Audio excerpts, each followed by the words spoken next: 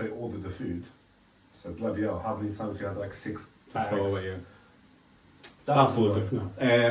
Oh yeah. And at the same time, they were doing the Eat Out to Help Out. I don't remember if it was the same period, but there was That was a lot of... 2020, yeah. I don't know, it was a bit paradoxal, everything. Yeah, I mean, that was good, but like I know some people used it in places that serve drinks and they found a way to add the food into it as well.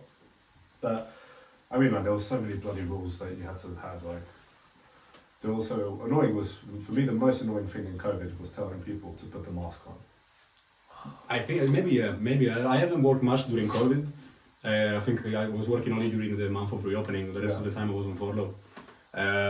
But yeah, I remember that. Like, it was quite simple. It was, I wasn't a big fan of it either, like everybody else, you know. But you have to put the mask on. That's all. Yeah, I know. And you have to go around the venue being a policeman asking people to. Oh my god, man. I remember. It was like doing like with a baby. It was like put your mask on. Why? Every time. Well, why? Of course, you have to. I don't know. So even if they get up to go to the toilet, which the toilet is just there, I know you still have to put the mask on. I know it's annoying, and trust me, man. Do you know how shitty it is for a bartender when there's a guy and he's talking to this girl? The girl likes the guy. It looks like something can happen, but because they can't talk to each other or be around each other because of COVID, you have to be a cock block. Like, that's man. And then of course the guy calls me a cunt and a piece of shit. I'm like, yes mate, I agree with you, man. I'm doing my part, sorry. It's my part, man, sorry. But that's what it is, man. Yeah, it was annoying. But then again, it taught us so much, man. I think of all the scenarios we kind of got dealt with and whoever stayed as a bartender, yeah. I think even when you had more than 2 years that you didn't interact with a customer, where you were like a factory, you come in, you get a ticket with 8 cocktails, you just make the 8 cocktails, and then after that, another ticket. The only time you could interact with the customer is if you did a bit of table service, and that was it. I remember there was a phase of the only the QR code thing. You could already order from the table with the QR code as well. Yeah. This is all memories coming up to my mind. I don't remember exactly what happened during COVID. I have a very bad memory. So many people kept it now, and even to this day, they're still using QR codes and order and pay. Yeah, that's stuff. Yeah, I remember one thing that during that time I was working for The Alchemist, and it's really renowned for this theatrical service that you have to provide when people come to the bar, and all of it got lost into this. You have the order from the QR code, but the bartender is actually doing something at the bar which is supposed to be very cool, all smoky, all fire and stuff. But if you do it at the bar and then just bring over a pint glass with saying, okay, this is the best cocktail of the world, there you go. I'm not gonna believe it. I don't know. I have to see this happening. No, just send me a video on WhatsApp. Every time with the QR code, you order the cocktail, you see the live stream of the bartender making a cocktail. That's right. I could have done that. Actually, that would be cool. Let's go. There we go. Future idea. Samu, thank you very much for joining, man. Thank you. Thanks for having me, man. My pleasure. No, man, it's been a really actually fun, 3-4 weeks that we've been working together? Yeah, that's right. Yeah. I remember which is the first event that you've done with us. First event was Burning Man. Well, there was the first event. Was it the first one? I don't know, maybe yes, maybe no, but to be honest, not like that was actually one of the most fun shifts I ever had as a bartender. It was cool, it was fun. The atmosphere was fine, the team was so cool, man. I mean, the customers were amazing. They were on the party vibe, so I was surprised as well. I was expecting at least one drunk person coming to the bar, bothering anybody random. Nothing. No, nothing but DJ. Went too clean. Yeah. That's very cool. No, but everything. And like you said, no stupid customers, no fighting, just team, good vibes. You ended up in a good team as well. Like at this point, anybody coming out of there is gonna be amazing, to be honest. We all know each other. I mean, we all be working together for a long time, so you just fit in perfectly. You kind of knew everybody already. Oh yeah, exactly. And you ended up knowing Pablo is from your same city. Yeah. Pablo was a weird one because we were talking outside. And I was like, where are you from? And he's like, oh, Portugal. And then we started speaking Portuguese, and then we found out we're from the same city, and then his Muay Thai trainer was my sister's trainer. And there's always a small world. I didn't even know you were from Portugal, man. I know everyone says that because of the English. But yeah, look, you've been now a fan of the Mercenaries for a while. So I know we spoke about it previously, but how did you start with the Mercenaries? What was the idea of it? What got you into the Mercenaries? I would like to pretend that I have very clear ideas about every single thing happening in this. In reality, the beginning was a bit of madness of me deciding to try an experiment. So as I said, it was the after COVID period. So there was all of this the mindset got kind of changed in everybody. Yeah. Everybody changed their mindset, the way they want to work. Everybody noticed maybe the level of effort you want to put into work behind the bar, especially after COVID, has gone a bit down. and not wanting to maybe fall in the trap again and just start again full time behind the bar, starting from zero again, maybe in another company, maybe you have to prove yourself of who you are, starting from the bottom, and you have to scale up and learn new things. I said, you know what, I'm gonna try. I quit everything. I just quit all the every single source of income that I had, and decided to then go crazy and try to go full time with events and try to present myself as a freelancer. So introduce myself to people as, hello, you can work with me, but I cannot have any contract. I cannot have anything. Only invoice, 0 hours contract. We have to work out a way to work together. But the thing is that my rota has to be flexible. We have to communicate about the shifts that I can do and that I cannot do. So I know it was maybe it was a bit rude, but I tried to use the skills that I learned until that point to my advantage. So just say, people are in need. There is no staff around. They are looking for workers, and I think I can work. So you know what? Let's try. Yeah, I think you're being more disagreeable than agreeable, because I mean, you could have said yes to everything, but now I think you saw, okay, there's a lot of stuff out there, and there's a lot of stuff that are going wrong that I can make better. So let me do it my way this time, and there might be stuff that you don't agree with, but at the end of the day, it's going to be better for how you want the service to run, and for how you want your employees to be. Like when I was working with you and with all the other bartenders as well, the great thing was they weren't just a random bartender that you don't know if they know how to make a gin tonic. No, of course. Everyone knew what they were doing. Everyone knew how to have a fucking good time. And that's what made Key it right. ingredients in a That shift was like it, that, yeah. of course. So yeah, that was bloody good. At the very beginning, we didn't have this kind of events. I didn't bring any staff anywhere. It was just literally me working 5 days in 5 different places, and it went on for a year. So at some point, I was kind of losing it anyway. The good thing happened when we started bringing more people in, when we created a WhatsApp group, when Atos joined the company. A lot of things happened very quickly, and we quickly scaled up to be something that I didn't expect to happen so quickly. But no, I'm happy because I trust and I adore every single one of the bartenders in the group. Yeah. I'm very proud of the team and everything that we've done, and I think they kind of understand this mentality of going into shift, having fun. They will remember the experience with the Mercenaries just because we went on shift, you had fun. All the people you were working with are good people as a worker and as people, so people you can take something from regardless. In the end, everybody I think is in the world. There were no complaints until now, so I think we're doing good. Now we have a separate group chat with the complaints, but we'll tell you Okay. another time. No, So when we were working together, for example, you weren't really that much on the bar. You were more worried about making sure we had everything that we needed to make sure we were enjoying the shift. Even though you were having job as well. Like I say, it was just those shifts that you love doing that. I think you went to me and Pablo, okay guys, now it's time, does one of you want to go home? And if you speak that to any like cocktail bars around London, there's always someone who wants to go home. And all of us are like, nah. Nobody wanted to go home. fine. I felt good in the middle. I said, okay, they're having a good time, so it's a good sign for me, for them, for everybody. Yeah, I think with the bar we had, with what we had, we made it work. And you know, you don't need to say that many words. There were some bartenders I didn't work with, but after a few minutes, you just know how to work around him. And then everybody knows the drill, so you just get along. Yeah, exactly. And I think you're right. Everyone now, after COVID, the quality of bartenders are not there, and it is going to take time to recover from that. And a lot of bartenders just don't have the guidance, or they don't see why am I putting in an effort? You're putting the effort so you get to a point that when you know how to be the perfect barback, the perfect bartender, you actually start enjoying your job so much more because you're not stressing about fucking up. But if you know how to do most things and you fuck up, that's fine. Okay, I fucked up. How do I learn from it? Okay, I'm not going to do that again.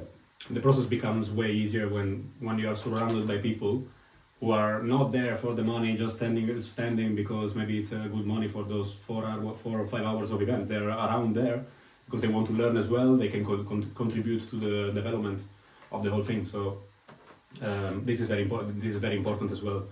Everybody is there for a reason. They want to be there. They want to keep working. They want to have fun with all the rest of the and team. also you give people choice, which is like, okay, you don't say, okay, you're gonna have to do 60 hours this week and then 70 hours. It's like, okay, look, these are the hours, yes or no, and that's it. When you get people doing 60, 70 hours every week, you might even like the job, but all of a sudden your energy is going to go away. Of course, I have a job which I love more than anything, but you know, you're finishing at 5 a.m. on a Saturday, and then you're off on Sunday, but you have to go back to work at 7 a.m. Like, you don't really have that kind of day off. It's true. It's true. So apart from the flexibility of knowing that you're working on your terms and on your own events, so you can kind of decide when to take a shift and when not to. But as I said, another good the thing of working together with a team all the time, which is always different, but you know the people that you're working. Like I don't know how to explain this. It's always a different team, but all the people that are there, you know you can blindly trust all these people. Yeah, exactly. I mean, a lot of times you just get the kind of the vibe, the sense that. So that repetitiveness of the working behind the bar and the same place and full time, and then go back at 7 in the morning, double opening, close in the same environment, that goes away. Yeah, it does. But now, like, how do you feel like when now you have events that you can't even go to because sometimes you're too busy, but you know there's someone there to look after your event? Now, do you feel actually relaxed? So very, very relaxed. I mean, there's still a bit of stress because you want everything to be running smoothly. It's not even about the event itself, it's about the bartender. Sometimes my stress comes from the fact that I know I've sent this bartender maybe on the first few events that he's doing with us, and I sent him in a madhouse basically. Sent him in a slaughterhouse. I know exactly who the organizers are, I know how they think.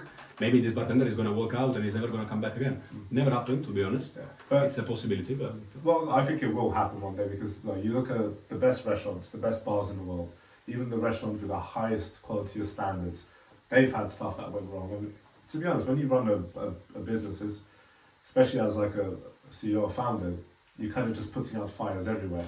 And it's more just like, okay, what's the problem? It's just fixing the problems that come up to it. Exactly. Yeah. But kind of have to bring solutions. If I bring more problems in, it's the end. I have to bring more solutions and. But that's all it is. But but at the end of the day, look, it's a fun one. I really enjoy it. All the bartenders, the mercenaries that I know, fucking love it as well.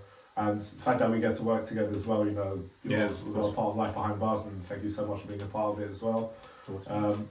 We were going to talk about it, and I mean, I know a lot of people do know, which we can tell them.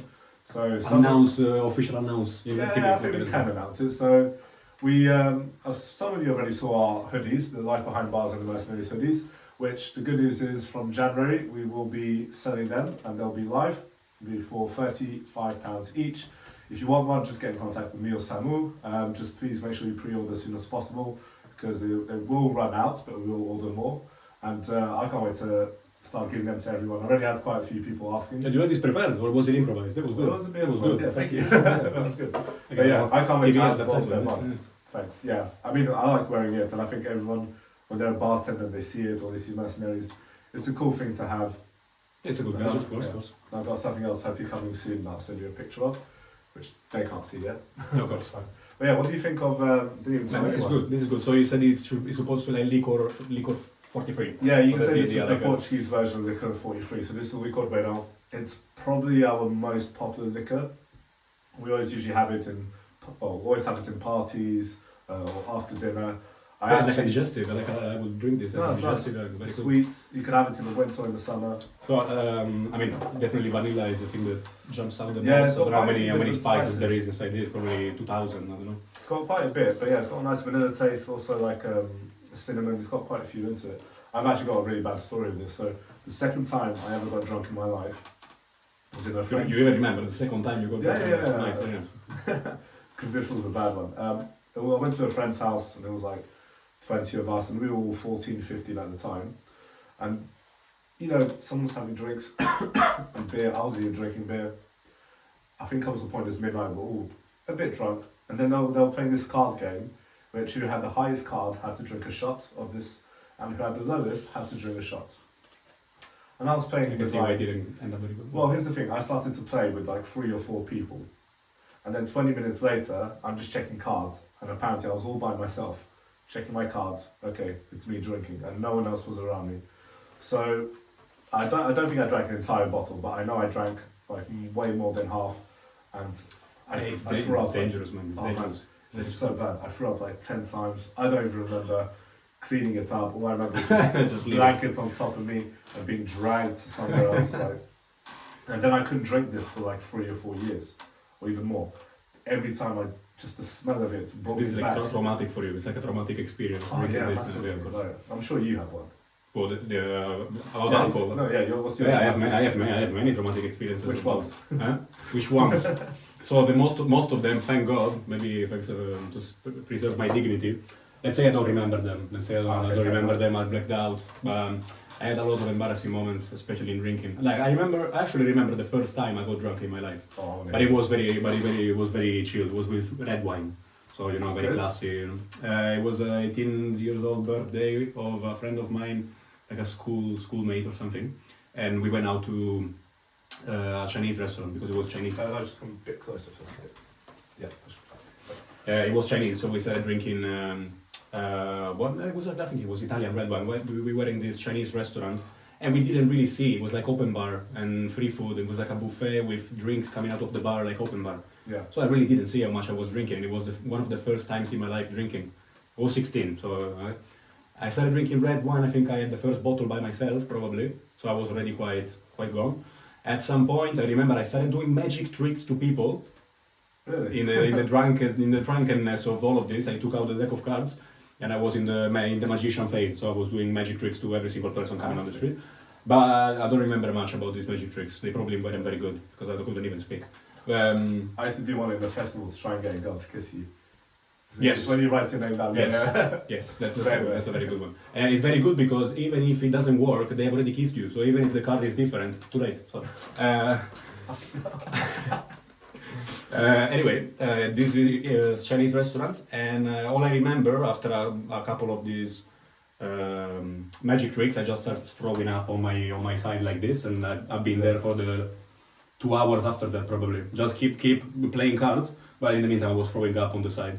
So they had to tell me this story. So they brought me home, ciao. And then from there it was years and years of training to never get to that position again. So now I drink regularly, so that I never allow this to happen again. Bartender weapon. Yes, exactly. Yeah. You know, I know some people black out and it's part of them blacking out. I think I blacked out 2 or 3 times, probably 2 times in my life. I think the one that was more the first blackout I ever had, and because I did get drunk quite a lot of times and I never blacked out. So in my mind, it's like, okay, I don't black out. And this was in Portugal, 2017. I was working in a hotel, and we went to this bar where, you know when you order like a meter of beer? So we ordered that, and we were drinking, and then I remember someone asked me to go to the bar to have a shot with the bartender. And all I remember was having a shot and sitting down, and then and then I wake up. It was like a scene from The Hangover. I wake up just with my boxers in the balcony of the room I was staying in the hotel. Just my box, completely sunburned because it's 40 degrees. This was like 10 o'clock. Oh, that's the worst. No, that's the worst. I was like, I wake up, my mouth's so dry. I don't know where I am until I turn around. I opened the door to go back into my room, and my roommate was the chef called George. And I'm like, George. And he's like, what? I'm like, what happened last night? He's like, oh, we went out. I was like, no, I don't remember. And then they tell me what I was doing. And basically, I was having a lot of shots and I was being really loud. And then I was going back to the hotel, but like proper zigzag, like really like that. And then I was throwing up. Trying to find the longest way to go back Yeah, to the and then I was throwing up, and apparently I was holding on a branch. And then the branch couldn't stand anymore. The branch broke, and then I just went bang. Like that. So then apparently they carried me back to my room. Like it was a. I tell you, if I was gonna get blackout drunk, it was for that one. But that was scary because I never got blackout drunk. I think I have a very strong subconscious because every single time I got blackout drunk, somehow, it always ended up very well. So I mean, I expect anything to happen at this point, especially after I've said it. But anyway, all the times I got blackout drunk, and somehow I wake up in my bedroom. I've locked the door. I've changed into my pajamas. Everything is cool. Everything is perfect. And then I wake up and say, "What the fuck happened last night?" But then sometimes I wake up with no shoes. Sometimes I woke up in a car park one time Oh fuck! at 6 a.m. Car park, just raining. Me with my backpack. I just wake up and I'm in a car park. Anyway, yeah, a lot, many times, too many times. Yeah. But Sure. that's the thing as well. It's like when we're serving customers, and a lot of customers don't understand why we stop serving them. It's like it's not because we don't want you to spend your money. It's like it's because you're so drunk, and yes, you have your friends, but they'll drop you off in your house. You probably don't know what you're gonna do afterwards. Like, come on, how many times we have stories that something dangerous could happen, and that's why a lot of bars actually don't let people like do single entry. A lot of, I mean, you could be a girl or a boy. They don't, like Thursday to Saturday, they won't let you go to a bar all by yourself. And a lot of people don't like it, and I understand it, but they do say it's because if something happens to you, you're in trouble as well. Yeah. You have to take care of And it's true. yourself as a worker as well. If you serve an intoxicated person, I think in UK the law is just it's your fault. Yeah, it is. It depends on the policy of the place. It depends on the alcohol license. A lot of stuff Yeah. that I don't know, legal stuff that I actually don't know. But in general, just in doubt, I'm not gonna risk it. You know, like if you are too drunk, I'm sorry, I'm not gonna take this responsibility. Yeah, exactly. And I'm sure I've done so many times. I've probably refused someone which they were fine, but we have to take that risk. And then I don't know where it is in Portugal, but in Italy this thing doesn't Oh, it's exist. Portugal. It's Just if you're you're gonna burn down the place if you refuse service. It doesn't work like that. if you're just really, really drunk and you're passed out on the floor, they'll drag you just somewhere in the corner. You Yeah, can yeah. still So you it's can fine. stay in the corner, but No, it's true. we keep serving you, but you have to stay there. It's like one thing I found very funny is like because when people drink a lot and they go for a lot, it's they go to the toilet. If someone catches you throwing up in the toilet here in London, you're out. Yeah, yeah. In Portugal or in Italy or in Spain, They start cheering. They start cheering for him. Yeah. they're already ready with like a bucket of water just to clear it out. Every time. Yeah. That's why the toilets in nightclubs in our countries are disgusting. Same. I think it was. I went If we to- have toilets, if Yeah. the bar has toilets, I mean, it's men not always common. have It's a not toilet. common. just around the corner. So, But yeah, no, I think it's a really nice thing, but it also depends. Like here in London, you don't really want to be completely drunk and you don't know what you're doing. In our cities, it's fine because there's always someone that you probably know. It's a lot safer. They don't do as many hardcore drugs as here in England they do. So you've got that big variety to it. But at the end of the day, it's just drink, have fun, but be careful. same. No, okay, cool. And it's a good spot to give to people as well because Yeah, fair enough. Yeah. No, get drunk. Be careful. Be careful. be careful. I'll serve you what you want, but just be careful. Chill out. No. So now when you think of like, as you know, you just had the World Cup and it was in winter time, so it kind of changed the vibe when people go drinking. Like when it's World Cup in the summer, everyone likes to go out and Mhm. party. And now it's Christmas time. Do you think when, like, especially now and next week, when now it's the final of the World Cup and people are drinking, with Christmas on top, do you think it's going to go fucking crazy or do you think it'll be alright? Okay, I think it will still be crazy because it's like a very big event. It does a lot of noise regardless. It was definitely a bit less heavy, a bit lighter than the previous World Cups because there was a lot of story behind. There was a lot of stuff happened. Plus, I'm not even this incredible football fan, so I follow the national team when it's on. And Sorry about that. yeah, that We're out as well anyway. I was already feeling the pain while I was speaking. So apart from this year anyway, I try to enjoy the national team. So many people who don't follow football have the same mentality. Maybe they don't care about the football game, but it's England is playing. Let's go to the pub and let's make some mess. So in the end, it is gonna be absolutely busy, especially during now with the semi-finals tonight. By the way, Oh yeah. tonight they're playing the semi-finals tonight. So yeah, and with the finals as well. Maybe the fact that England got out of the cup. That's gonna help out a little bit, but in general, it's always busy. I was working, one of the first experiences, I was working, I think 2018, I was working in Victoria in a sports bar, Oh, which one? Greenwood. I I used to work for, oh my god, man, oh my god. Back then I was living in Sloane Square, so it was like 20 minutes away. Well, people who were there with me, they will definitely remember. I don't have to add anything. It was one of the most insane experiences ever because I remember those 100 hours a week rotas basically. We didn't even have time to wash our own clothes. I remember tickets on service bar with 17 Amstel, 20 Heineken, 30 Guinness and 50 Polestar Martini. Okay. I need the whole bar team. You shake, you pour, let's go. Just when you get Atos, Yeah. Atos get a blender to make 10 Yeah, cocktails at once. take a blender, make Polestar Martini until you collapse. When you feel fainting, well, that's when you stop. Otherwise, keep pouring Polestar Martini, go. Just shake, just blend, do whatever you want. In the meantime, there was me doing 4 pints, Amstel Heineken, and the whole place packed, people throwing glasses, throwing pints. I hope it doesn't go to that point, to be honest, also because England is out. Yeah, I mean, so what I done when it was the Euros last year, which was England-Italy in the final, I remember I was going to watch it in some place with friends, but it was always fully booked. And then all my friends were Italian. And then I said, okay, we're just going to watch it at home, just in case. And that was the best decision they ever made because Italy win the Euros. I remember like near Camden, Soho, there was proper I was fights, there. Trafalgar Square. I wasn't Trafalgar. There you go.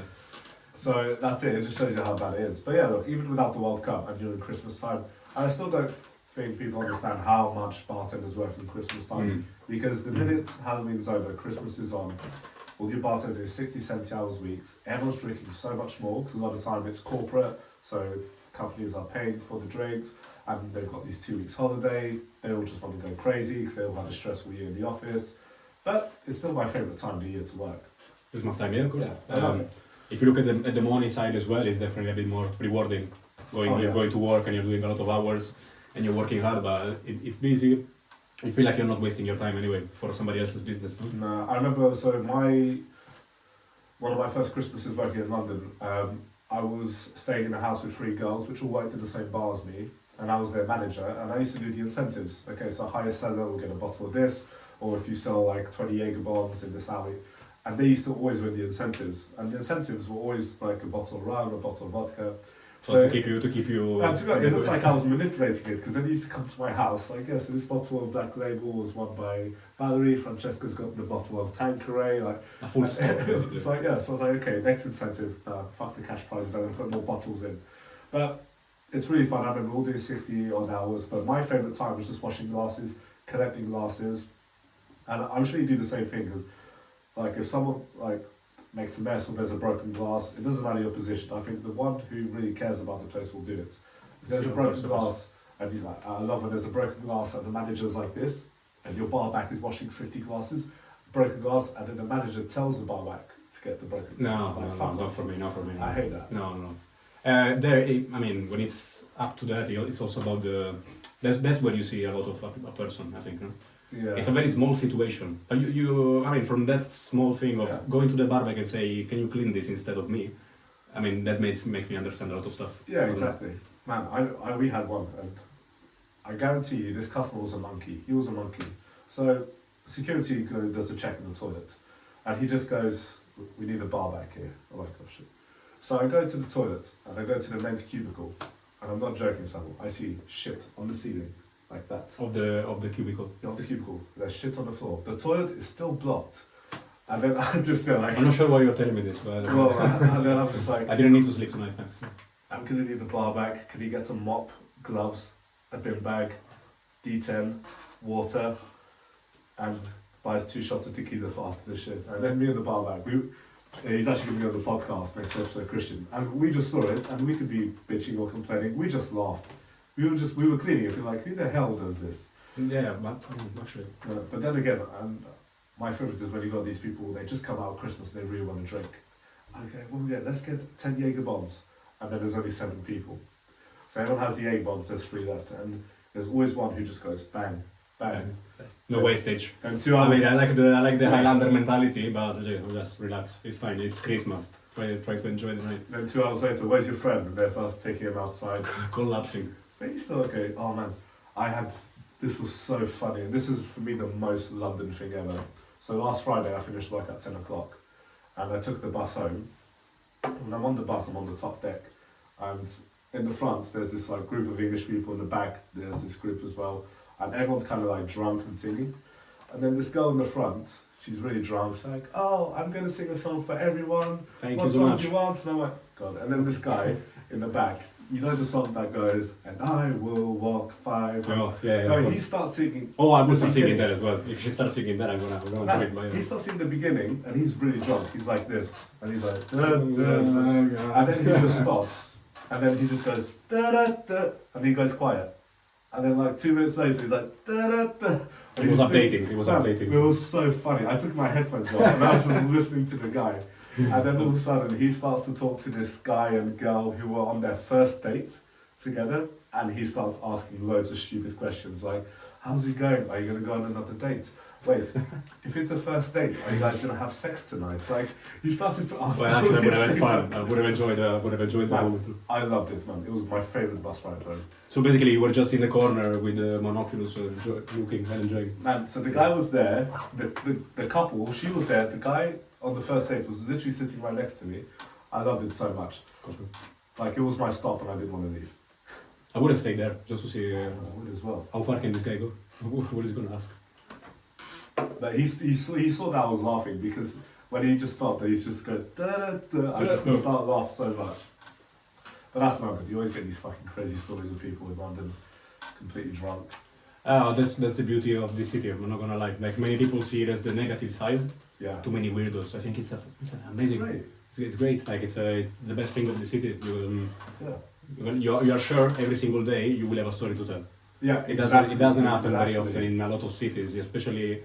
I mean, in Italy, the city where I'm coming from is a bit bigger. Let's say that I'm coming from Turin, a bit more metropolitan city than some others. But it's still, you know, I mean, it's those kind of places where you do something and everybody talks about it, everybody knows about it in a matter of a week. In a city like this, you're free. You're like it's like yourself against the rest of the world, together with the rest of the world. I don't know. I feel like I weirdly feel at home in this country. I don't know. I still have to understand very well what this means, but I feel good. I feel like you can never be judged. You can never do something too crazy in London. Yeah, you're always average. When you go to Tesco, you could wear like just your robe or just a t-shirt. You don't care. And one thing I find funny when I go speak to my friends in Portugal, I'm always like, okay, so what's new? I have nothing. I was like, man, I haven't been here for 2 years. Yeah, same. Oh, everything's the same. I know. You know, the friends that you have in your back in town, they are friends, and so it doesn't matter what they're doing or not doing. For me, they will always be friends, and I will take care of people who were there when I was back in Italy. They're still my friends. But this is a very common thing. Okay, so what are you up to? What is going on? So you finished university? No, they changed to another random university. They're still living in the same house where they were 5 years ago. They're still doing the same work they were doing 5 years. In the meantime, I don't even know where to begin now to tell you what happened in my life. Exactly. You know what? Okay, that's fine. Let's talk about the same stuff we were talking 5 years ago. Let's have fun like this tonight, and then that's fine. No, it's true. We'll meet in a year's time, hoping that maybe you're gonna have something new. I don't know. We work in London, and it's a bloody great place to work with here in the bartending world. But But now, like for example, I know you've worked in a lot of different places, and I have this kind of debate with how the bars are in the United States, which there are really some nice bars, but I'm a bit surprised that it's not as popular as it is here in London, or as the average American doesn't know their cocktail or drink knowledge as the average person here in the UK or in London. What do you think is responsible for that? Well, to be honest, it's new for me. I thought even in America, I know they have this big drinking culture. They have a lot of top 50s are coming out of America every year. So I thought they had a bit more knowledge about this stuff. I've met many Americans. I mean, in the focused areas, like you go to New York and you know the places to be like, is it the Dead Rabbit? Dead Rabbit, yeah. Like, of course, that's one of the best bars in the world. But if you go to some states, like probably Pennsylvania or Texas, where a bit less. It's not really there. But if you go probably to here Northampton or something, and the knowledge is quite surprising just by a customer. Like, no, I know what you mean. Okay, the average knowledge in the UK is higher than the average knowledge in the US. Yeah, I'd say with the amount of cocktails they know. I think it makes sense. Yeah, of course. I think with whiskies they kick our asses. Yeah. They're very good with their whiskies, especially their, American bourbon whiskies. But I think like when I'm working and then I have this girl who knows nothing about cocktails, and then she asked me for a Boulevardier. I'm like, all right, nice, surprising, but it's like okay, and it's actually quite. I love it, but yeah, and I think as well. I'm gonna try to investigate. Just what's inside. We try to ask to see if she knows what she's ordering. Fair enough. But then you got people like margaritas. That I was telling this at Sam. They have like this kind of pre-batch, which is all really sugary and sweet. And I think a lot of it is like the tipsy bartender, that YouTuber. At the end of the day, like he's a bartender, but he's not going to show you how to make the perfect espresso martini. He's the guy, like, you want to do a house party? Cool, this is what you need. And that's what you need for a house party. He's the person tending the bar, let's say, or kind of. Yeah, there you go. I know what you mean. Well, I don't know how long this has been going on, how long hospitality has been a strong majority of the UK economy, because it's very important anyway for UK. Yeah, I don't know to give out numbers. The bars industry, the hospitality industry is making a lot of money to the UK every year. Oh yeah, massively. And I think even with Eat Out to Help Out that we were talking about, when that happened with COVID, I think it contributed about £40 billion to the UK economy. But then again, I think because of like now the rising prices of energy, well, with inflation, there's still 200 bars and restaurants closing every week here in London, which is annoying. But also I think some of them are just not being well managed. Like we were talking about this even before we started. which is some people in restaurants and bars, they go to a friend's house, the wife makes these cocktails, the husband cooks, oh, you should open a restaurant. And they have no idea. No, I think there is many people who are definitely struggling for bigger problems. So I don't want to make this too general, saying that everybody is like this. But in general, let's say that, well, like we were saying before, maybe we got to the point that we kind of needed to clean a bit about all the businesses in London. Are you really sure that all of these business models are winning business models? Every single bar, every single thing that we see around us is impossible. There has to be one which is not managed in a proper way and it's just working because pre-COVID, and you just make money because you have a bar open, so everybody's going to come in and order a pint. But now it's different. Now there is a lot more competition, so you have to, I think you have to kill the competition. You have to be different. You have to make up something new. You have to comply with a lot of changes. So if you are not coming from the hospitality world, I don't know how many ideas you can have to make a business successful and innovative and keep changing into something that didn't exist yesterday. Because what's the point now in going to central London and saying I'm opening a bar? You're gonna close in a week. Yeah, you're gonna close in a week. All the offices are closing down. They are moving to cheaper areas. Without even counting the 4 days week. So now Monday to Thursday only. Yeah. Now most of the offices are doing Monday to Thursday. So it changes also a lot in the bar timetable, in the bar rota. How do you have to do? What do you have to do during your operational hours? Yeah. I think you can see it from now anyway, because like we call Thursdays corporate nights in a lot of places you work. Because now on Thursday, everyone who kind of works in offices, that's now like their Friday night. They all go and get fucked on Thursday, and then Friday they can still go out. Saturday is always going to be Saturday. Everyone's going to go out on Saturday. But like you say, I think there's a bar for every person, especially here in central London. But then also, I think when people are managing it as well, they're wasting so much money. Like, you got to be careful, because if you have a lot of staff on, you're going to lose a lot of money. But then if you don't have enough staff, you're going to be losing a lot of money. But then, for example, if you're not being careful with what you order, with napkins, glasses, ice, and if you haven't got it on paper and you're organised, you don't know how many boxes of glasses you have, you don't know how many you order in a week. So you're just ordering £2,000, £3,000 of that extra.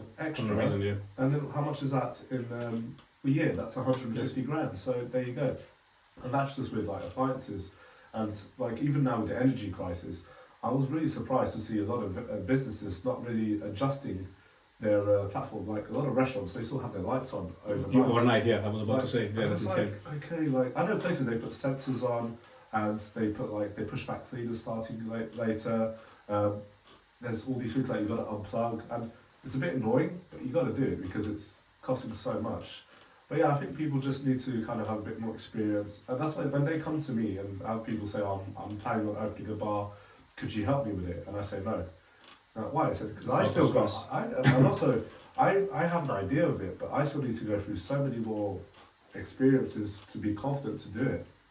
So yeah, it will take a long time. I don't think UK is the right place where I'm gonna do a step like that. Also because in the UK it's a lot of investors game.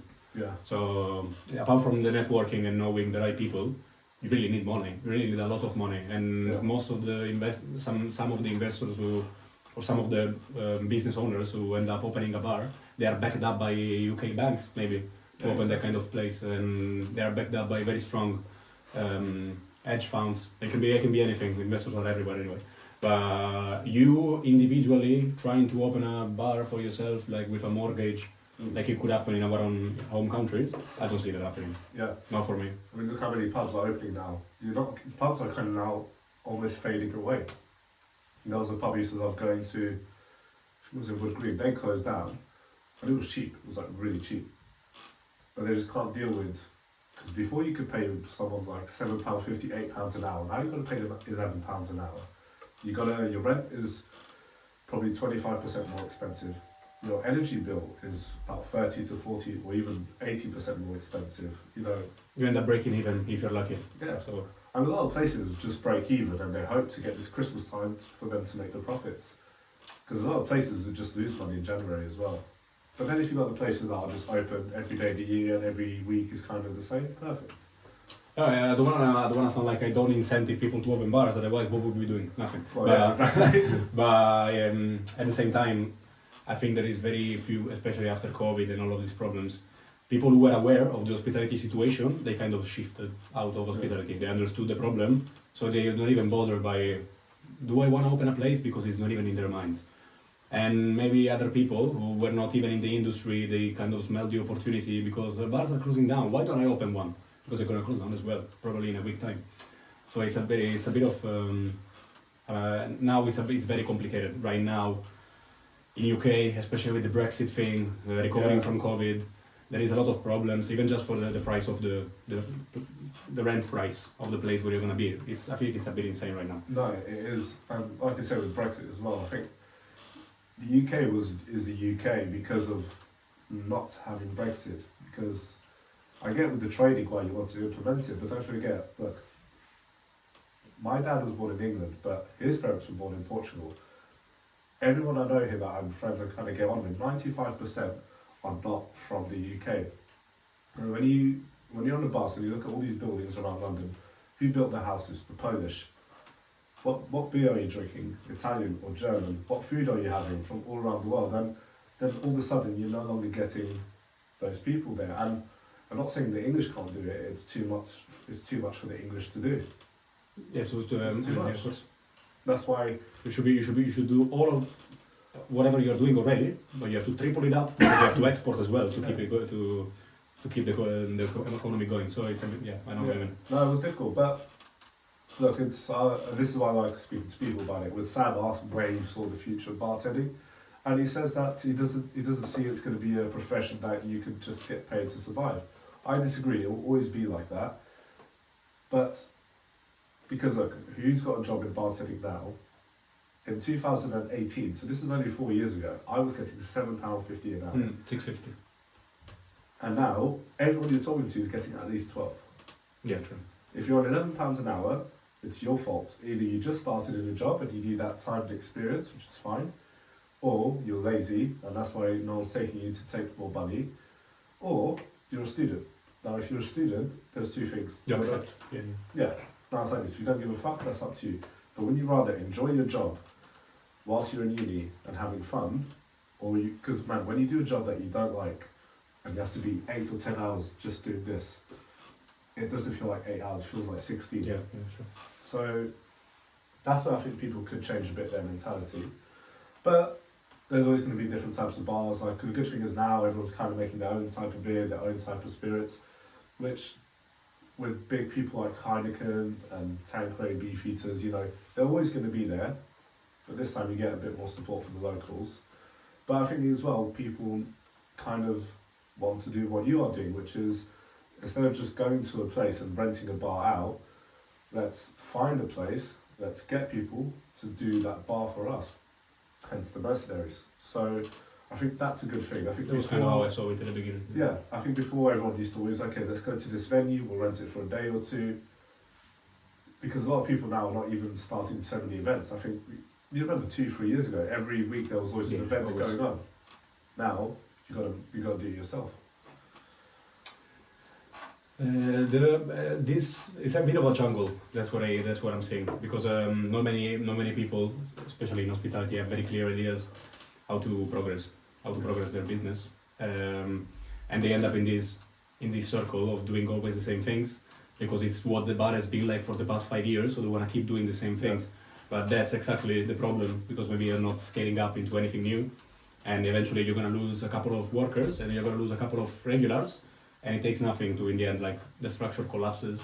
No, sure. And I'm not even the companies are probably the bars, probably the businesses struggling the most with all of this. Yeah, because the bigger companies of 5+ bars and restaurants across the UK, they have a lot more to think about, because they got standards as well. They got these training programs, maybe they got other things to think about. If it's an independent place and you can just change whatever you want whenever you want, and it's maybe a small business contained in your corner in some part of London, it's a bit easier, I think, to play along with the changes, make up something new, the business goes running again, you can adapt the place, you can do other things. Many companies are struggling a lot with this. Yeah, well, you're right. When you got 5+ venues and then when you implement a change, You know, in your place you could change it in a week, but in the other 6 venues you probably do. Takes more, yeah. It takes more. Then you got to check on it. Is everyone doing it exactly how you want to do it? And even like a lot of places during COVID, you know, it was like once a year they used to always change their menus. And then with COVID, it was like, look, we can't afford now to change the menus. Plus, I know what. Look, for me, one place which I know a lot of people are not going to say massive respect, but inspired I think a few bars to do it, and this was the first place that done it when COVID happened. Was McDonald's. They reduced their menu to ensure their food would be made a lot more faster to improve speed of service, and the stock they would order that would be More hard to get organized. would be a bit more cheaper. Mm-hmm. Okay, there's 2 free burgers less you have on the menu, but at the end of the day, you're being served as fast as you can. So, and then what happened? I think a few bars done that as well. A few cocktails that they took off the menu because it took a long time. Or there was this really nice bar in Soho. I forgot. They had a lot of cocktails that you had to use your hands to put the garnish on, and they took everything off. Yeah, of course. Yeah. And there was like and a lot of people don't realise as well. Was like when COVID happened and Brexit, every delivery you would get, there was always something you would receive. And it could have been the most popular vodka, like True, could have been true. Absolute, it Yeah, could have been yeah, Tanqueray. Thank God Beefeater is still made in London, thank God. But there was always I something think it new. was the beginning of Brexit when there was the supply chain crisis, Yeah. and there was the gas crisis, the petrol thing. So the petrol as well, yeah. During that period, I remember that. I mean, but then still, there is a very good, strong sense of community in this country. So Yeah, during that period, I don't remember the usual customer who complains because there is the one whiskey that he really wanted in the menu that nobody has ever ordered, but he really wanted that one. Mm. If it's not available in stock in that specific moment, during that time, I remember people were very calm. They understood there were some problems with all the deliveries. I wish I had your customers, I didn't get that. You didn't get that. No. No, okay, so I don't remember anybody complaining about this. I remember everybody very God, cool, yeah. just explaining, guys, you know what it is. It's out of stock. I'm sorry, I don't know what to say. I don't know what to say. I remember we were working in this bar that we used to get martini glasses. We used to make a lot of martinis. That unfortunately the supplier stopped supplying us the martini glasses, so we had to get a different supplier. And this different supplier, the martini glasses, were so fragile that if you put them in the wash, they'll chip already. If you just stare at them, they'll already chip. And you know, it was really Spare difficult. content with the martini And I glass. remember it was like there were times that we were really running out of martini glasses, and then I'm just watching the customer. Okay, she's finished. Get the glass. Get the glass. And there's me While watching she's still it. drinking, man. And then I remember like sometimes we couldn't even make the cocktails because we had martini glass to wash. Then we had to say, look, we haven't got this glass. Can we serve it in a coupe? And there was this one customer which I really, she's like, this is embarrassing. Why haven't you got this? And then we tried to explain. And then she said, oh, I don't care. You should go to a shop and make a loss. Well, I'm like, okay, well, you are spoiled. But anyway. So how do you react in these situations? Because I got my very own way, but I'm not proud of my way, so I want to. I mean, what I want to do is different, but I'll just say I'm very, very sorry, unfortunately, this is the situation you're in. If you do want to leave, I'll refund you for your drink. And what happens? They can be very angry, but they're always going to stay. Okay, cool. So, Okay. you know, I love dealing with complaints. The polite ones or in general? Both. I'm usually very polite. I'm very rarely having a go at the customer because, you know, No, but it never looks good. I yeah, know. it never looks good. But sometimes they make you lose your mind. Yeah, exactly. I mean, look, there's some situations that you can, especially when they're being aggressive. I think my thing is like, if I really want you to leave and you're being a dickhead and then you swear at me, I'm like, okay, You're out. Yeah. yeah. And then if there's times that you have to kind of be, I'm not saying aggressive, but you need to like show your dominance, say like, I'm not going to let you walk all over me. And then they'll kind of take a step back because they're not expecting it. So you're never going to say that I'm going to fight you, but if they're going to try and go close to you, you're not going to take a step back. And I've had a few of those, which could be scary, and you know that's when you've got your security next to you. Hopefully, you know, if something goes wrong, they'll have your back. But sometimes you've got to make fun of them as well. No, it's true, exactly. I remember I had this guy, he was about 50, 60 years old, diamond teeth, all these earrings. And then because I was searching this guy, and this guy had weed on him, so I kicked him out. And then this guy was like proper, you know, UK roadman gangs. He's like, oh, why you kick him out, bro? Why there's only weed? I said, look, mate, it's none of your There's business. proper UK nice man. And then he's like, well, you say it's not my business. I was like, do you know who I am? I was like, probably my granddad or something. And then his wife was telling him to calm down. And then I'll never forget, he was like, if you ever come to East London, I'll have 6 of my guys to kill you. To East London is a big, East big London. you know, East London, just if you go in the area. Yeah, and I was like, mate, it's only me. I just need probably 2 of them to kill me. Like, and I had like 20 people in the queue waiting to come inside, and everyone's just laughing. Because sometimes you get to have that fun. But yeah, I mean, I've been punched, I've had people smack my shoes, but... No, I never had, okay. No, I think about it, I think I never had any of that, because I try to walk away from the trouble in general. So if I have a situation like that, I probably just need the 5 minutes to cool down. Yeah. If it's not in the business interest to throw that person away, I'm not gonna take the first initiative and just make the business look bad just because I am a hothead and I just decide that I want to fight with this customer and I begin a conversation that is not profitable for anybody. So I don't wanna do if the business doesn't want, but if the manager comes to me and say do whatever you want, oh game on. Game on! Now we know. That's how it is in Portugal, isn't it? Yeah, exactly. Yeah, It's yeah. like- It's works like this, man. So I don't know. It's force of habits. I don't know. How many times I've seen someone in my country that they just drag them and kick them out? Because like here, even if someone's so drunk here, you can't really hold him. You got to be like, come with me. And if you hold him, you have to hold him side by side. Like in Portugal, you just have a big security guy just grabs him and just kicks him out. That's it. I'm gonna complain. Yeah, complain. Go on. We don't have a website. You can complain. No, sure. Then the police come. What happened? He tried to start a fight. Where is he? There. Okay, let's get him. And that's how it is. Nice. But we had a security guy in one of the places I worked, and we had 2. One called Daniel, another called Daniel. So it was The security. Yeah. One was Big Daniel, the other was Small Daniel. Small Daniel was my size. Big Daniel was 6'10", so it was like almost 2 meters tall. Okay, 6 foot is 2 meters. Yeah, something. Well, 6. I think 7 foot is like 2 meters, something like that. But this guy, and he was a boxer, but he was the nicest guy in the world, like the nicest guy in the world. So anytime there was a fight, he would always he used to hate the fights. And there was one time this guy was very drunk, I asked him to leave, and the guy's like, with his beer, he's like, no, I'm not leaving, I don't care what you're going to do, I'm not going to leave, fuck you. And then Big Daniel just comes and he taps him in the back, and then he just goes, okay, I'll go. Okay, it's time. Got the message. Gee, one time there was a fight between 2 customers and I go in the middle to separate them. All of a sudden, Big Daniel just, with his massive hand, he just pulls me back. But he pulls me back and I like nearly fly. Probably with 2 fingers. He just separates both of them like that. In 5 seconds, the fight stops. Like, he was so big, but he was so friendly. I think it's a good quality for a security guard to be trained either in professional fighting like MMA or even better like a martial arts. Yeah.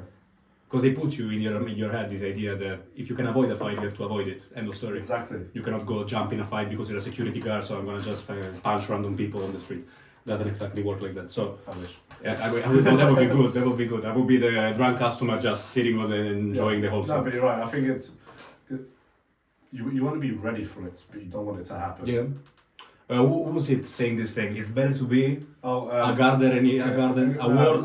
in a garden than a gardener in a war. That was I was not Joe Rogan. That's so true. I don't remember who said this, but it's true. It's like he was saying it. It was like that you should be a monster, but you should be able to control it. Yeah. Which is, I mean, I get it. It's like you can't be nice to everyone because then it means you're not being nice to yourself. Yeah. But it's true. I mean, there's some security guards I know that they like the fights and they can't wait for it to happen. Then you got ones that they really don't want it to happen. Those are the ones not to fight with. Exactly. Those are the ones to keep away. They really don't want it to happen, but then they'll do. I had a If I really have to. Hanoi Lewis, best security I ever worked with, and one of the first time I really felt that he was going to protect me like if I was the president.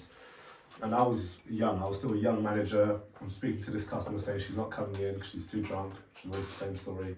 And she's just having a go at me and complaining, and then the boyfriend comes complaining. And then all of a sudden Lewis just puts himself in front of me and he just goes, look guys, you're not coming in, stop fighting with him, because if you guys are going to cause an issue, we're going to have to call the police, and then both of you are going to have the worst night of your lives. And then I'm there in the back like, he's protecting me. Like, what are you going to do now? From the back, like they say. But yeah, no, it's good. It's good to have. And when we done the Burning Man event, I was speaking to the security and I said, like, if you're not here, we're fucked. If the bartender's not here, we're fucked. If the DJ's not here, we're fucked. We all need each other. Yeah, that's true. I mean, it was very chill, very chill. The security guy, if you think about it, he just stayed drinking by the door the whole night because nothing. Oh, was he the only one? I think it was. Oh no, there was a lady as well. She was just going around asking for water. She was just asking for water. All I've seen her doing, asking for water. Sometimes I was going out, collecting glasses. Can I have a glass of water? I said, oh, yeah, okay. Bring your glass of water. and I continue my circle. When I pass by again, can I have a glass of water again? I did this for something like 15 times. Cheers, man. Okay, if you want to do to the trauma again, when I finish the bottle. I always said rules like, yeah, we just have 2 drinks in the podcast. I think we've doubled it already. We doubled already. Man, you invited the wrong guest if you want not to drink tonight. I'm sorry. Oh, man. All Yeah, right. that's Yeah, There's only half bottle left. It's fine, but we've got time. It's fine. No, that event was fun, man. But also, because you know, like we were talking, like I mean, you're very good at flaring, but then you know when Atos comes in, everyone's like, okay, I don't want to flare. Yeah, just sit there. Atos Okay, comes, you know what? puts on a show. Very good. I'm done. But bloody hell, no, that's good. I put your video actually in one of the shorts in our Life Behind Bars podcast. 2,000 people saw it. Quite impressed with your skills. My video. I'll show you the video after. Yeah. I didn't see it. I was wondering if I recorded you. Joseph, that one was fucking amazing. So Yusef, he done a trick and he like threw the bottle behind his back, and I caught it somehow. And I remember he's looking at me and I was like, bro, I'm never gonna do this again. That was awesome, man. That was nice, man. Flaring, I started like properly like 6 months ago, not more. Oh really? Wow. Yeah. I mean, I was a lot focused on the working flare for a long time. But the bottle tin routines, until like 6 months ago when I started seeing Atos doing all of this. Yeah. And I've got this thing, like, it doesn't trigger me, but then when I see these guys, I went to a couple of these flare competitions and I saw these guys doing this stuff and I said, okay, fucking I can do this flare, I can do this shit as well. Let's go. So I started training myself and now never to the point of competing because I don't care. I don't want to compete. I don't care. I really don't want to do that. But since when I was like 4 years old, I've been juggling with everything, with my magic tricks, all this kind of stuff. I've got the manuality to do it. Yeah. So I really didn't feel like a difference to do bottle tin instead of 2 juggling balls or I don't know, 2 circles or whatever. Well, you got a good flow, I'll give you that. It's like you saw me, I just get 1 bottle, 1 trick. But yeah, it's like I think when you just gotta how smooth it is. Because it's not like you do a trick and you stop, you do a trick, you stop. You're just consistently doing something and it's just always I'm just lucky, man. I'm just lucky that I've done the right things at the right time because I understand what flow means. I know that flare, I've never done it, I don't have experience, I don't know that specifically. But even with all the rest, I know the drill. So I'm just lucky that I've done the right things at the right time. But I don't think I'm gonna be any famous flare bartender doing competition somewhere. I'm enjoying by the park with the music, I'm fine. That's it. Yeah. That's all I want to do, bro. That's it. When bartenders go to the park, someone always has a flare bottle. I need to ask Atos when is his next event. But I remember one week we were working together as managers and he was doing like 55, 60 hours and he had the day off. He's like, oh, you do your day off? I'm going to wake up at 9 a.m. I'm going to go to the park. There's this new routine I want to practice. And that's it. I don't know if you saw the bag he uses when he goes around. I've never seen anything like this. It's like probably 100 kilograms in there. I know, and it's only bottles. Bottles and tins. That's it. How many are you planning on breaking today? I don't know. I think what I love about Atos is he's probably, well, I know he's the third bartender I know that breaks the most bottles because he tries more than anyone. Because he goes insane. When he goes in the flow, I've seen it as well, like him doing freestyle.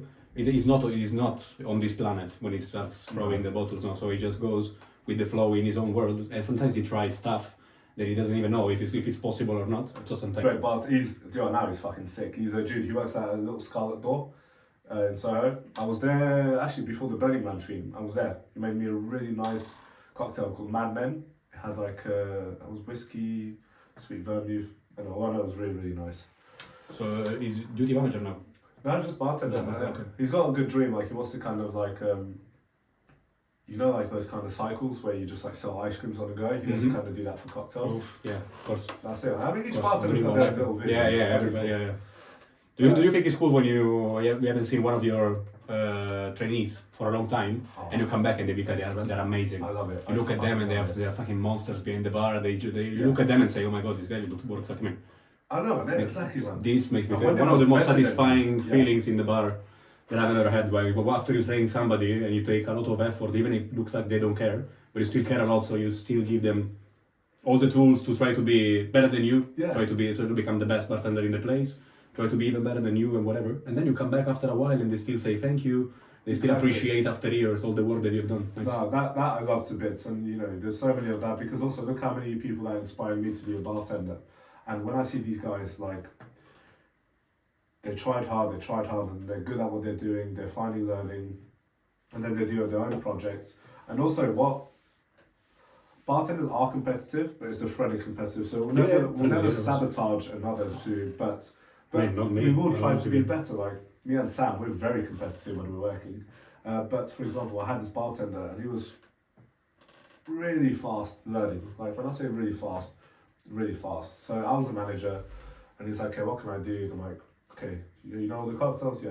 Okay, do all the dehydration. After a few hours, done. What else? And he just kept asking me more and more stuff to do. I'm like, hey, you want to do the manager job now? It's like, and then he went to me and he's like, look, I really enjoy working here, but I feel like I could learn more. And I could have manipulated him to stay for Christmas and I could have a good bartender, but I was like, look, mate, I'll be honest. You are very, very good. You learn really fast. You could work in the best bars in the world.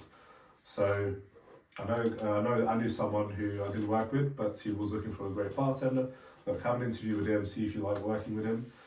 And he left. He worked with him, and then he worked in this place called Tattoo. And now he's just working wherever he wants. He's getting probably 2 or 3 times more money than me. And cool, no. But then makes me feel good in the end because you're doing the right thing at the right time. And then the thing what he done, and this is why I think as well, is like, don't forget what you've done, but don't expect anything in return. But if you do, be grateful, because he saw me like a year ago, and I caught up. It was great to see him. I was like, what are you doing now? I'm going to work in this new bar. He's showing me the cocktails. Yeah, but only next month I'm going to start. And he's in my bar and he sees that we're short-staffed. And he's like, Vito, you're short-staffed? I'm like, yeah. Okay, how about I come back, work here for 3 weeks just to help you out because you helped me out. Yeah, and man, that was like, you go, you see, made your day. Yeah, made my day. And even if he didn't, it didn't Yeah. matter. But the fact that he done it, and like he was sick, he's amazing. And like you say, the more people, like I remember these girls called Mel and Mia, they started as waitresses and now they're managers and they're bloody good because they were waitresses and they were good. They go to bartenders and they had that bartender vibe, making noise, go loud, having fun with customers, shouting the codes, like they had that vibe. Now they go into management and then they're pushing those bartenders to be like them. So it's that cool cycle you just see getting better and better. And I fucking love it. As what we were saying before when we said that after COVID, we kind of saw the level going down. I saw all of this kind of fading away. Even just the healthy competition thing that you were saying, I don't see that anymore. No. I see competition, but I don't see healthy competition. Yeah. I don't see somebody saying, I want to become a better version of myself. I see people going around looking at other people, what they're doing, where they're living. Maybe social media didn't really help with all this stuff because a lot of people are living on those social media. Yeah, it's true. But I don't know, I get disappointed with it because so me and Sam, I always say that I'm a better bartender than him, but he's always going to say he's a better bartender than me, and it's good. And then had another bartender called Leandro that we were managers together, and like he says, oh man, when I'm behind the bar, I'm a machine. I'm like, yeah, you are. And we were competitive, but then when we were working together, so we had 4 or 5 bartenders, all under 20 years old, and they were in the shit, and we go behind the bar. And when you work with someone so well, you don't even need to say backs. Mm-hmm. And then all of a sudden, I just see him. You're dancing the station. Yeah, you're dancing exactly. The station. You're dancing. And then all of a sudden, I remember I was like, just making an old fashioned. I see him with 4 shakers. You don't even say nothing. You grab those shakers, you're shaking, you're laughing. The general manager takes a picture of us, and that's it. Like, you just have fun when you're working. You can make mistakes and having fun, it's fine, but enjoy it. Enjoy the pressure as well. Enjoy the journey. Yeah. And that's it. And then, like, from the Birmingham, I didn't feel no pressure. We had a lot of fun. But then also, we still kept the standards high. It was like, okay, we stopped serving. We had so many compliments. I know, but the great thing was, like, we didn't just, okay, it's just pouring drinks. All of a sudden, I see Atos, okay, let me chop the limes. And then there was you just getting glasses non-stop and making sure the back is fine. And, that's the passion that does the job. It's not even myself. That's true. Anyway, I have to transmit that to people as well. Like, I don't want to, how could I possibly take people on shift and do an event with us and just tell them, okay, today you're a barback. Stay in the bar, have fun. Yeah, I'll do the barback. Why? I'll do the barback. It's fun sometimes. That's why not? You're still a barback even when you're a bartender anyway. Yeah. I don't know, once there is this problem. The higher you are, the bigger barback you are. Yeah, that's true. Like everyone's barback. But yeah, I think if they enjoy it, and if you enjoy being a barback, you're going to enjoy doing everything else. It's true. But if you don't enjoy being a barback, find a way that will enjoy it. I think it could be, I know it sounds stupid, but I really honestly think this, like in whatever career anybody decides to do, even if it's not hospitality, and if it's not going to be working in the way that we do and everything, it's a good idea to work for a while as a kitchen porter or as a barber. Yeah, man, especially Not the humble. It's not even about the humble down thing. It's really, it gives you, I don't know. It gives you take a lot of messages. You take lessons from something like this. No, you do. And you learn how to eat shit, and that's very important because not many people know how to do that anymore. Yeah, I know we said it was going down, but like on Saturday, like I told you, I finished work and I've done 36 hours in 3 days, which is now what I'm starting to do, which is fine. You get used to it, but I did work for a month, so my legs were dead. Dead, But yeah. I went out, I was drinking, and then we went to be at 1 Russell Street as always, and then I was with this guy who just became a barback called Harry, and I looked at him. I never saw him work. I was just talking and drinking with him, and I said, this guy's going to be a fucking amazing bartender. Because he's already saying, oh, I can't wait to be a bartender. I'm studying the specs. I'm making sure their stations is clean. I'm getting sure they got all the next spirits for the restock. And I'm like, You probably were the same at the beginning. So Yeah, you we were see, there. you see. I mean, I was like this. yeah, exactly. And that's the best thing ever, man. But yeah, hopefully we'll get more of them, and I'm sure we will. But, Well, the bartender, yeah. I mean, it will take some time for the bartenders to go back to the same kind of circle, the Yeah. pre-COVID circle. But all we can do is kind of help of this process. Yeah. So if there is It's somebody who wants to inspiring. learn, I'm going to teach. yeah, I mean, that's why I started this, is really to inspire the next generation of bartenders. And I'm sure we will achieve it. And I think we can. And look, with what you're doing is amazing anyway. Same, man. And thank you very much for everything. And look, before we go, guys, we've got a bit of bad news. We are sold out until February, but hopefully we will be having a bit more coming, hopefully before, but if not, it'll be here waiting for you guys for 2023. And if you have any inquiries for the Mercenaries, the link will be in the description below, and Samu will be taking care of you. And again, man, big thank you for coming. No, thank you for coming. And, Shall we shot this? The last bit? Yeah, okay, Alright. that's a good thing. For the next blackout. For the- Ciao.